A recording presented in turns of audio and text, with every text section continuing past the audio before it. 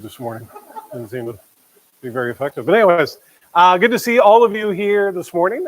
Before we start, just a couple of things. Number one, yesterday we had our oil change, free oil change for single moms and widows. And we had 16 ladies that showed up, brought their cars. Didn't rain at all. It was raining all morning until we started. Then it stopped raining. And so thankful for all the guys who volunteered to help out with that. It was, again, a great morning, great way to serve in our community. A month away from Vacation Bible School. And so it is coming very, very quickly. Out here on the table are some invitation cards. If you have kids that are in your family or live around you or you see in the grocery store, take some of those and just start handing them out. Invite kids to be here for Bible school. Also out in the foyer is a little poster. If you would like to grab one of those things, we're looking for people to donate some supplies for Bible school. It's always a great time. So if you grab one of those and then purchase that, bring it back here so that we can use it for Bible school. So all of that is out there for you to take a look at. But today, as he had told you during the communion, we are in the book of Numbers. Now, most of it is not going to be on the screen here this morning like usual. So it's very easy to find in the Bible. So if you don't have a Bible with you, there should be one underneath the seat in front of you.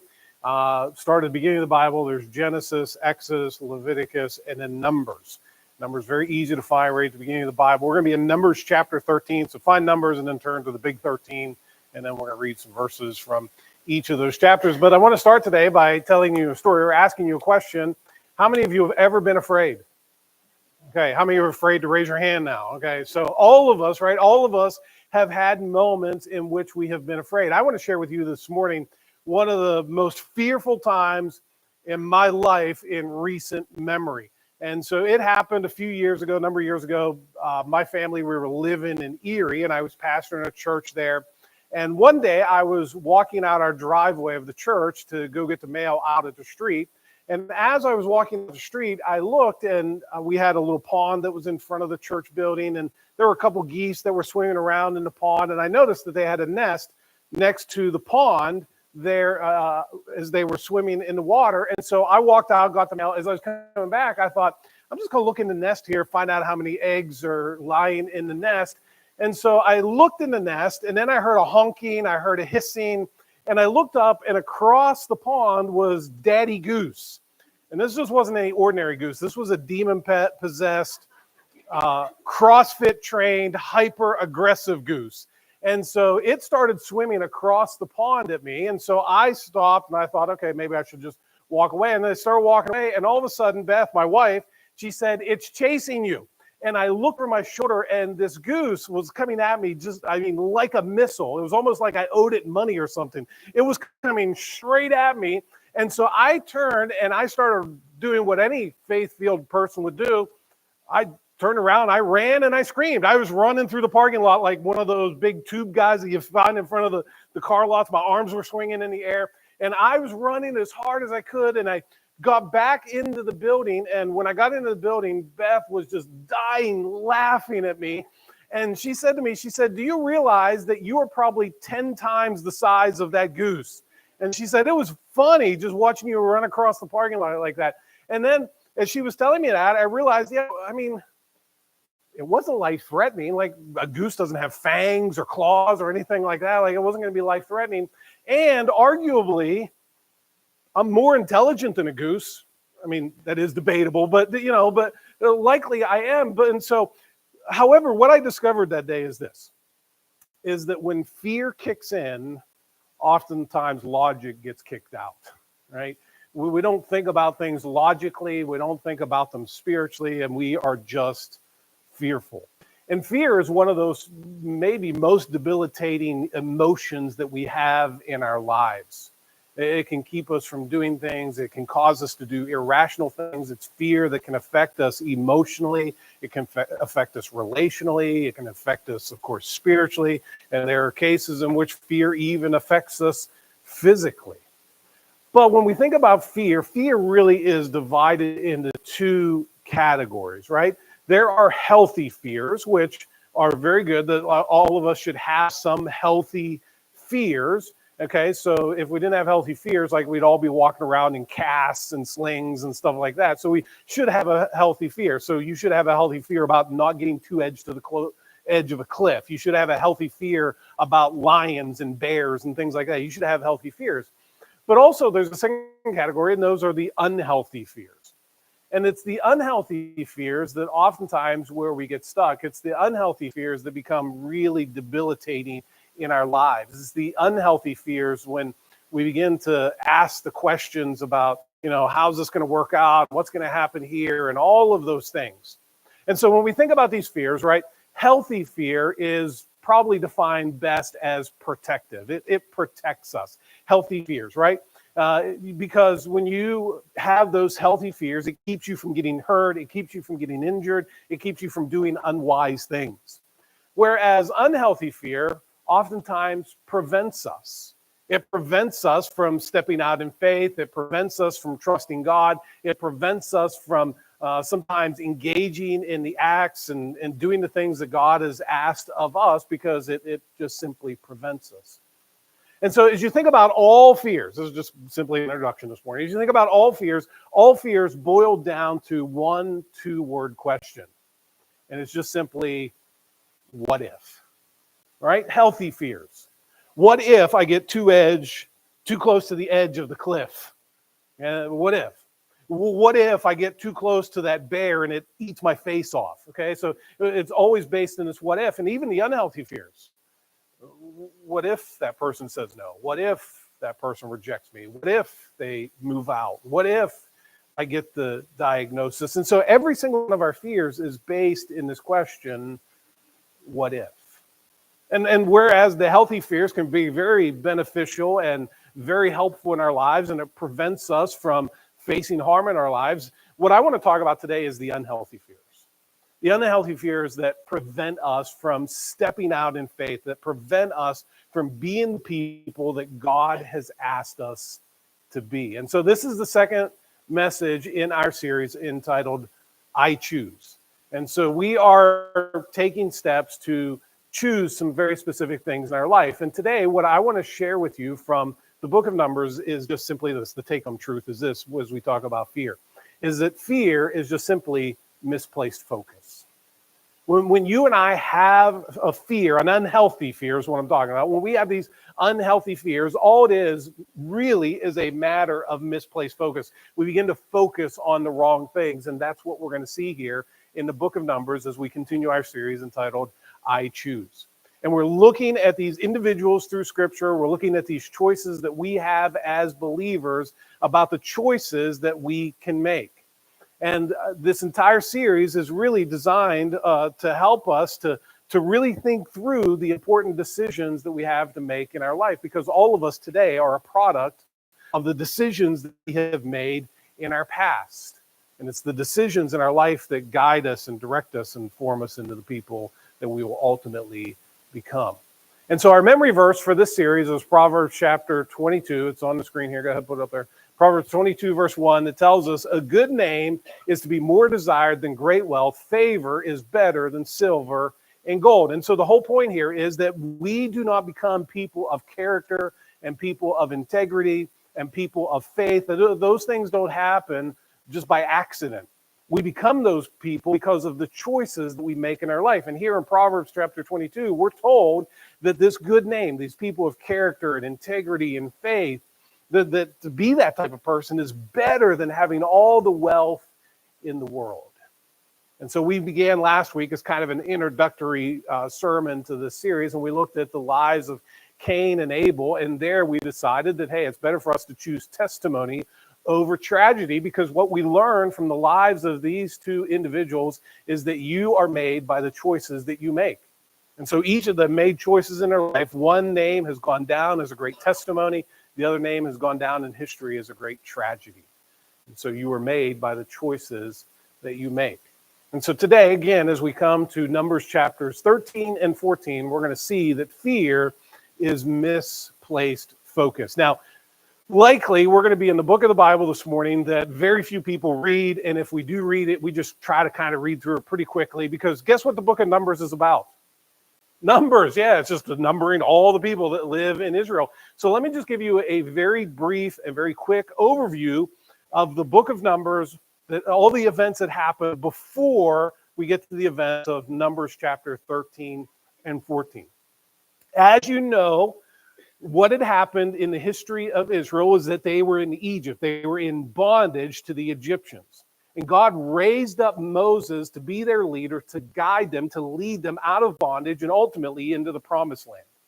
And so God raised up Moses, and Moses comes to Pharaoh and he says, Pharaoh, let my people go. And Pharaoh said, no. Okay, and so they sent the plagues, and then finally the Passover happened, and the angel of death came, and the angel of death passed over the homes that had the blood of a lamb on the doorposts and the lintels. And finally, Pharaoh relented, and he said, yes, go, leave. And the people of Israel, they pick up everything, and they leave Egypt. And they get the Red Sea, and now they are between the Egyptian army and the Red Sea. And they all thought they were going to die. And God there miraculously parted the Red Sea. The people of Israel walked across on dry land, and he caused the water to come crashing down over the Egyptian army. And the greatest military power in the world at that moment had been destroyed, and the people of Israel never picked up one weapon. And God had protected them and took them to the other side of the Red Sea. Once they got to the other side of the Red Sea, God asked Moses to come up onto the mountain, and it was there on Mount Sinai that God gave him the commandments. In Numbers, the book of Numbers picks up as the people are living, they're encamped around Mount Sinai. They had been there for 2 years at this point. And after those 2 years, God wanted to communicate some very important things with his people. And so really, the first few chapters of the book of Numbers deals with God instructing his people. So it starts off with the idea of how God is to be centered in the community. And I have a little diagram here. And so you can see there that you can see all the people camped around, and the tabernacle was in the middle. And so he taught them about centeredness. And what he said is, I want to be in the center of your community. I want to be the center of everything that happens in your life. And so it starts off that way. Then it goes on in the Numbers and it talks about cleanness. And God says, hey, I'm a holy, righteous God, and I want you to be holy as I am holy. And so he gave them some laws, some commands about how they were to live in cleanness before him. And then in the book of Numbers, he talked about closeness. And there he said, hey, I'm going to give you a pillar of cloud. I'm going to give you a pillar of fire. And when the pillar of cloud moves, I want you to closely follow behind. It's going to be a sign of my presence. I want you to be close to me. I want you to follow closely after me. And all of these things are given. And then finally, God says, all right, it's time to move. After 2 years of being here, he said, it's time to go. We're going to go to the promised land.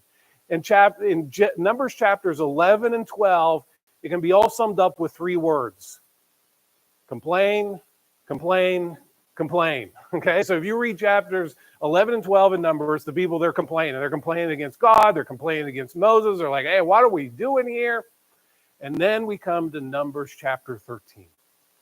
God has brought his people to the threshold of the promised land. They're about ready to go into the promised land. And God said, before you go into the promised land, he said to Moses, Moses, I want you to send 12 men into the promised land. I want them to do some reconnaissance. I want them to spy out the land. And they're going to come back and tell you that this land is just as good as what I told you it was going to be. And so we pick it up here. I want to pick it up in Numbers chapter 13, beginning in verse 17. And this is what the text tells us. When Moses sent them to spy out the land, the 12 men that God said, to spy out the land of Canaan, he said to them, go up there into the Negev and go up into the hill country, see what the land is like, and whether the people who live in it are strong or weak, whether they are few or many. How is the land in which they live? Is it good or bad? And how are the cities in which they live? Are they open camps or with fortifications? How is the land? Is it fat or lean? Are there trees or not? Make an effort to get some of the fruit of the land. Now the time was the time of the first ripe grapes. And so basically, Moses sends these 12 guys into the land. He said, I want you to go in. I want you to find out if this land is as great as I have dreamed it to be. God has promised us this land. I want you to go in. I want you to check it out. And I want you to come back.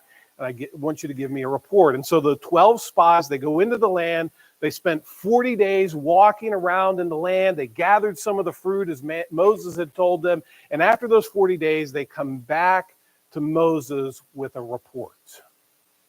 This is where I want to pick it up this morning, because it's very important as we look at this truth today that fear is misplaced focus. And what choice are you going to make when you come to this moment in your life when you have a choice between fear or faith? And the first thing that we see here is their focus. Each of the spies who came back after spying out the land, they were focused on some things, and what they focused on was dramatically different from one another. And so if you jump down to verse number 25, after they come back, they begin to give this report. In verse 25, when they returned from spying out the land at the end of 40 days, they proceeded to come to Moses and Aaron and to tell all the congregation of the sons of Israel in the wilderness of Paran at Kadesh, and they brought back word to them and to all the congregation and showed them the fruit of the land. Thus they told him and said, we went into the land where you sent us, and it certainly does flow with milk and honey, and this is its fruit. So they come back and they say, Moses, it is as great as you told us it was going to be. It is a land flowing with milk and honey. Now, I don't want you to think that there were geysers of milk shooting out of the ground and avalanches of honey that were coming down over the mountains. It was just a wordplay. It was actually what God had told Moses back in Exodus chapter 3, that they were going to go to a land flowing with milk and honey. It was to describe the lusciousness and the fruitfulness of the land.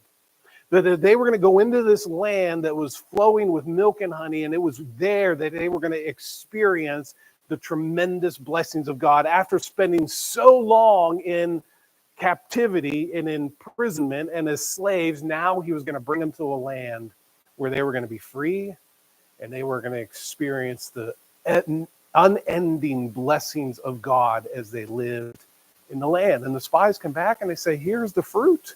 It is tasty. It is yummy. There is enough grass for all of our animals to graze. There are shade trees and fruit trees, and it is just as you described it. And so they saw all of this, and then verse 28, it starts with a very ominous word. Nevertheless. Moses, it is amazing. You can't, when you see it, you're not going to believe what it looks like. Nevertheless. I just want to stop here for a moment and ask you, how big is your nevertheless? Because we all have those nevertheless moments, right? And so here, ominously, they say, nevertheless, Moses, the land is great, but nevertheless, the people who live in the land are strong, and the cities are fortified and very large. And moreover, we saw the descendants of Anak there. Amalek is living in the land of the Negev, and the Hittites and the Jebusites and the Amorites are living in the hill country, and the Canaanites are living by the sea and by the side of the Jordan. Like, the land is great. We need to tell you, the sons of Anak, they would have been giants. Like, these guys look like Shaquille O'Neal. Like, there's a whole people that look like Shaquille O'Neal who are living in the land. They were big and they are strong. And not only that, but the cities are fortified. Literally in the Hebrew, it says the cities are impenetrable. There's no way we're going to get into these cities. And besides all of that, all these people are living in there. The Amalekites and the Jebusites and the Canaanites. The only thing that's missing is the termites. Am I right? Okay, anyway, all right, so that was funnier in my head this week. But anyways, all of these people are living there. What's their focus? Their focus is on how insurmountable this is before them. Their inability to displace the people. And that's where their focus was. You come to verse 30, and there was someone who had a different focus. And here in verse 30, then Caleb quieted the people before Moses and said, we should by all means go up and take possession of it, for we will surely overcome it. Whereas all the other spies who were there that day, all they saw was a list of people that they would never even imagine displacing. Caleb, his focus was the exact opposite. He saw him as a list of people that God would ultimately displace. And you can see here where their focus lies. One group, their focus lies on the fact of what they cannot do. Caleb's focus is on what only God could do. So Caleb says, well, he quieted them all down and he said, hey, we need to do this. And then in verse 31, but the men who had gone up with him said, we are not able to go up against the people, for they are too strong for us. Here in this verse, they explicitly said what they implied earlier. We can't do it. They're too strong, we're too weak. They're too big, where we are too small. And that's where their focus lied. And what we find out here is that fear is just simply misplaced focus. Because of what they have focused on, what we see next are their fears. Because of where their focus was, we find out what they are most afraid of. And it goes on here. I just want you to go over here to chapter 14 then. In chapter 14, verse 1, it begins this way and explains to us, just as their focus was different, so their fears were different. In chapter 14, verse 1, then all the congregation lifted up their voices and cried, and the people wept that night. All the sons of Israel grumbled against Moses and Aaron and the whole congregation and said to them, would that we had died in the land of Egypt, or would that we had died in this wilderness. Why is the Lord bringing us into this land to fall by the sword? Our wives and our little ones will become plunder. And here immediately what you can see is that fear is this virus that grows, right? And the more that we feed into the fear, it just simply expands and expands and expands. And what you see here in just these couple verses is some very interesting things about fear, is that fear can become extensive. Their fears here, they became extensive because if you read it, what does it say? It says all the people, all the congregation, everyone. And so the fear spread from just the 10 who were afraid, and now it has spread to everyone around them. It became extensive fear. And it goes on here, and it tells us in these couple verses that their fear became excessive. Think about what they are saying here. They said, hey, it would have been better for us to have stayed in Egypt and died. It would have been better for us to die here in the wilderness. Like that would have been far better than going into this land that God had promised to us and dying there. And then finally, the fear became explosive. Because ultimately, at the end here, they make an accusation even against God in the face of their fear. God, you brought us out of Egypt, and the only reason you brought us out of Egypt was to let us die here as we go into the promised land. Not just die in the promised land, but they're going to take our wives, and they're going to take our children. And God, why would you do this? And you can see just how fear, when it's fed, just continues to grow and grow and grow. But there was another one here who was in the minority, and he had a different fear. And it goes on here, and it tells us in verse 3, would it not be better for us to return to Egypt? So they said to one another, let us appoint a new leader and return to Egypt. Let's get rid of Moses and let's go back. Then in verse 5, then Moses and Aaron fell on their faces in the presence of all the assembly of the congregation of the sons of Israel. They understood what was happening here, the accusations that these people were making against God, and so they bowed down in their presence. In verse 6, Joshua, the son of Nun, and Caleb, the son of Jephunneh, of those who had spied out the land, tore their clothes. It's a sign of mourning. And they spoke to all the congregation of the sons of Israel, saying, the land which we passed through to spy out is an exceedingly good land. If the Lord is pleased with us, then he will bring us into the land and give it to us, a land which flows with milk and honey. Verse 9, do not rebel against the Lord, and do not fear the people of the land, for they will be our prey. Their protection has been removed from them, and the Lord is with us. Do not fear then. You see, the first group, the majority, they feared the people in the land. Joshua and Caleb, it tells us here, their fear was of God. Their fear was displeasing God. And Joshua and Caleb says, listen, you need to listen up here. If we fear God, we don't have to fear anything else. If we have this fearful reverence to God, if our greatest fear is violating or rebelling against God, if that's our greatest fear, we shouldn't have to fear anything else. And just as their focus, it was their focus, right? It was the majority. They focused on all the people in the land, and that's what they feared. Joshua and Caleb, their focus was on God, and that's whom they feared. And as a result of that fear, you can see here in verse number 11, the Lord said to Moses, how long will this people spurn me? And how long will they not believe in me despite all the signs which I have performed in their midst?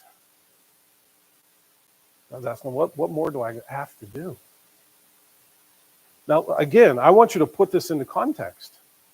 It was just 2 years earlier that they had witnessed God, all the plagues that he had brought upon Egypt, how he had parted the Red Sea. It was just 2 years earlier, and now they had forgotten all of that because their focus was misplaced. And fear is just a matter of misplaced focus. What I want you to see here last in this text this morning is their futures. I told you last week in Galatians chapter 6, verse 7, for whatever, do not be deceived, God is not mocked, for whatever a man sows, this he will also reap. And here they sowed into their fears, and they're going to reap what their fears had caused them to do. In verse number 26 of chapter 14, the Lord spoke to Moses and Aaron, saying, how long shall I bear with this evil congregation who are grumbling against me? I have heard the complaints of the sons of Israel, which they are making against me. Say to them, as I live, says the Lord, just as you have spoken in my hearing, so I will surely do to you. Your corpses will fall in this wilderness, even all your numbered men, according to your complete number, from 20 years old and upward, who have grumbled against me. Surely you shall not come into the land in which I swore to settle you, except Caleb the son of Jephunneh and Joshua the son of Nun. Do you understand what God said here? He said, I heard what you said.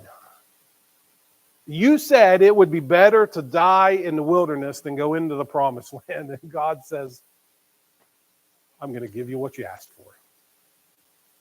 And he said, all of you who have complained against me, 20 years old and up, you're going to die here in the wilderness. You're never going to see the promised land. Because of your focus, because of your fears, you're never going to go in, except Joshua and Caleb, who they had the right focus, they had the right fear, and they're the ones who's going to have a bright future. Fear is misplaced focus. And it's interesting, most Bible scholars would say that the nation of Israel was maybe almost 2 million people at this point. And after these events, they spent 40 years wandering around in the wilderness until that whole first generation had died in the wilderness, except for Joshua and Caleb. So if you were one as an adult who had come out of Egypt and had traveled and was hoping to see the promised land, you had a 1 in a million chance to see it. 2 out of 2 million. And that whole generation died without ever seeing the promised land because of their fear. Their fear prevented them from going and claiming what God had promised to them. Fear is misplaced focus. So, in light of all of that, because all of that is true, here's what I want to ask you. Because this series, I'm asking a question. So here's what I want to ask you. What do you fear most? What's your greatest fear? And I'm not talking about the healthy fears, and maybe you're afraid of spiders or heights or something like that. I'm asking you, what do you fear most that's preventing you from claiming God's promises? That's preventing you from being the people that God has asked you to be. That's preventing you. Spiritually speaking, do you fear most sharing your faith with somebody that you work with or someone you live around? Is your greatest fear not getting involved or being involved in ministry? Is your greatest fear of being vulnerable or open to someone in a small group, or even outside of that? Maybe you're afraid of the diagnosis. Maybe you're afraid that the person's going to move out. Maybe you're afraid you're not going to get into the school. Maybe you're afraid you're not going to get out of the school. maybe that's your fear. But what are those fears that you have in your life that are preventing you? They're debilitating you. And all of those fears, again, let me go back to the beginning. All of those fears are based on the what if. What if they move out? Well, what if I'm open and I'm vulnerable to the other person? What if they reject me? What if they say no? What if they ridicule me? And those fears cause us to ask what if, and they prevent us from being all that God has asked us to be. And so today, as we answer this question, what do you fear most? I just want to encourage you today to do this, to be more concerned about who is than what if. Focus on, like, fear is misplaced focus, so focus on who is, not what if. Because I believe the opposite of fear is not bravery. The opposite of fear is faith. And I believe that fear and faith live on this continuum. And here's what I mean by that. Is the more I live by faith, the less fear I have. And the more fear I have, the less I live by faith. Because fear convinces us, I tell you this, right? Listen, faith is what? Faith is just simply living like God is telling the truth. And what fear is, fear tells us, fear convinces us that God is not telling the truth. And so I want to encourage you today to help move that scale and focus on who is, not the what ifs. And so how do we do that? I just want to kind of give you some handles here as I wrap up this morning. And they come directly from what the people of Israel were encouraged to do as they were about ready to enter into the promised land. I think 3 actions that you and I can take. Number 1 is focus on God's promises. Focus on his promises. You know why it was called the promised land?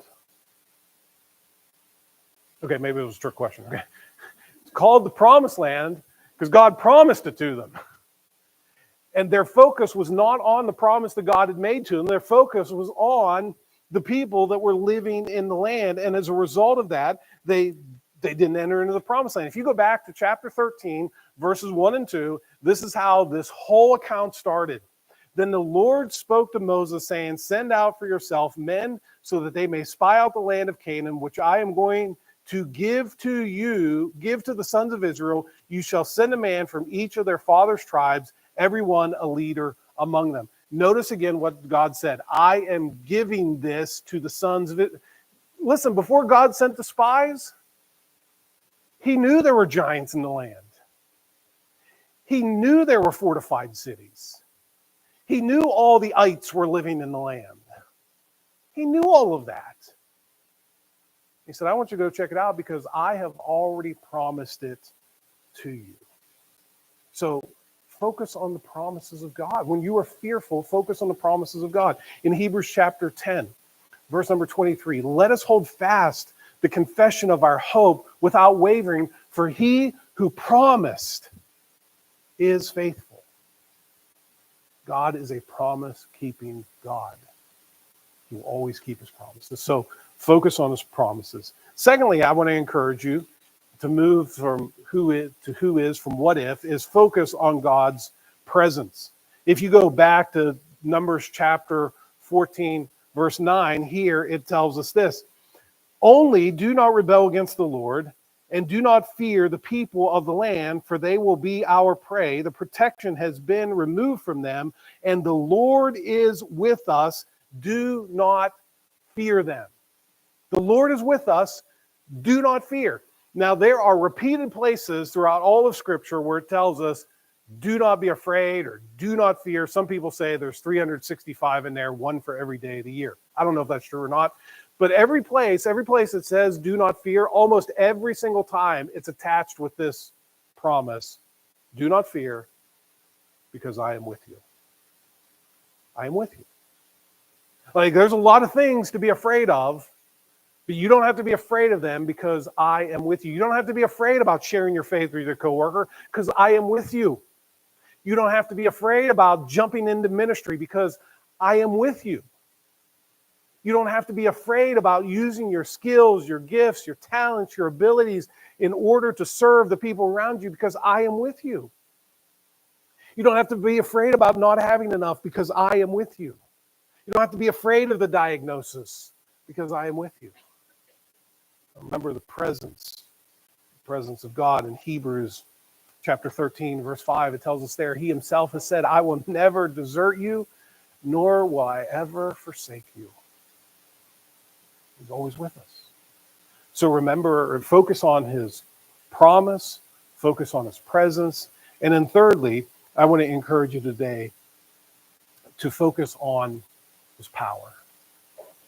He is able to do exceeding abundantly above what we can even ask or think. If you jump down to chapter 14, verse 11, this is exactly what God had asked the people to do. The Lord said to Moses, how long will this people spurn me, and how long will they not believe in me, despite all the signs which I had performed in their midst? Don't you remember how I parted the Red Sea? Don't you remember how I conquered the most powerful nation in the world, and you didn't even have to pick up one weapon? Like, remember the power that I have. God is not just powerful, but he's also purposeful. Romans 8, verse 28.